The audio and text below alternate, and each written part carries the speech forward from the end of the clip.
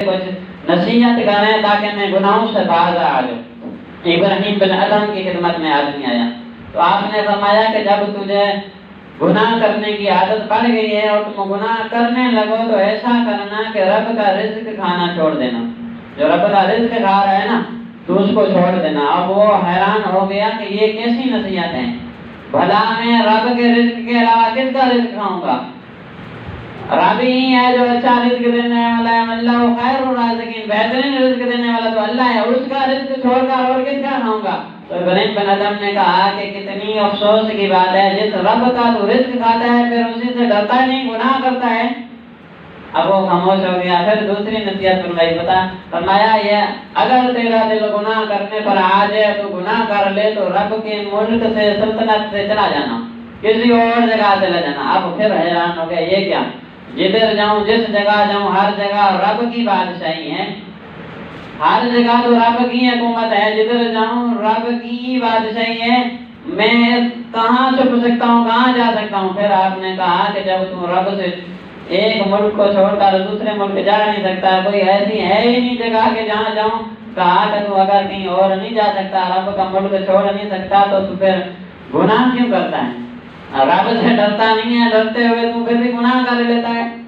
اب وہ خاموش ہو گئے۔ اب تیسری نصیحت کی، فرمایا کہ جب تیرا دل گناہ کرنے پر مائل ہو جائے تو گناہ کر دینا، گناہ کر لینا۔ جب تو گناہ کر لینا پھر اب جو ہے آخر میں جو کہا کہ تیرا آخری وقت آ جائے، ملک الموت آ جائے تو اس کو کہہ دینا کہ مجھے توبہ کی مہلت دے دے۔ گناہ کر لینا، لیکن جب تیرا آخری وقت آ جائے، ملک الموت علیہ السلام آ جائے تیرے روح قبض کرنے، تو اس وقت اس کو کہہ دینا کہ مجھے 2 گھڑی کی مہلت دے دے، میں توبہ کر لوں۔ اب وہ آدمی کہنے لگا کہ میری کیا وجہ، اللہ کے جھپکنے سے میری روح قبض کر لی جائے گی، مجھے توبہ کی کہاں مہلت ملے گی؟ فرمایا جب تو جانتا ہے تجھے مہلت نہیں ملے گی پھر توبہ کیوں نہیں کر لیتا؟ جب تو جانتا ہے کہ تجھے مہلت نہیں ملنے والی پھر توبہ کیوں نہیں کر لیتا؟ آگے اور نصیحت فرمائی کہ جب تو مر جائے تو انتقال ہو جائے اور قبر میں سوال جواب پوچھنے منکر نکیر آ جائیں تو ان کو ہٹا دینا، منکر نکیر کو ہٹا دینا اور کہنا کہ میں جواب نہیں دیتا۔ اب پھر وہ حیران اور رونے لگا کہ یہ کیسی نصیحتیں کر رہے ہو، میری کیا مجال کہ میں منکر نکیر کو ہٹا دوں؟ سنا ہے کہ ان کی وحشت اتنی ہوگی آدمی دیکھ کر ڈر جائے گا، تو میں انہیں کیسے ہٹاؤں گا؟ فرمایا کہ جب تم ان کو ہٹا نہیں سکتا تو پھر توبہ کیوں نہیں کر لیتا؟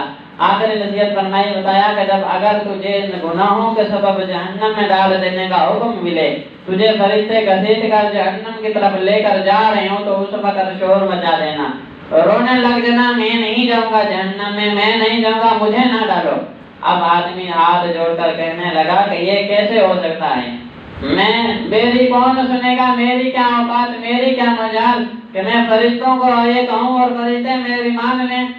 جب رب کا حکم آئے گا تو فرشتے بھی نہیں رکیں گے، مجھے گھسیٹ کر جہنم میں ڈال دیں گے۔ تو اب آپ نے کہا کہ جب تیرا یہ حال ہے کہ وہ اللہ کا رزق کھانا چھوڑ نہیں سکتا، تو اللہ کے ملک سے بھی باہر نہیں جا سکتا، منکر نکیر کو بھی ہٹا نہیں سکتا، اور تجھے جہنم کا اگر حکم ہو جائے تو اس کو بھی نہیں ٹال سکتا، تو گناہ کرنا ہی چھوڑ دے، گناہوں کے پیچھے کیوں پڑا؟ تو گناہ کرنا ہی چھوڑ دے۔ جب یہ نصیحت کی تو وہ رونے لگا تو آپ نے کہا رب کی رحمت بہت بڑی وسیع ہے، ابھی توبہ کا دروازہ بند نہیں ہوا، رب کی بارگاہ میں جھک جا، 2 آنسو بہا لے، سچے دل سے توبہ کر لے، رب غفور و رحیم میں بخش دے گا۔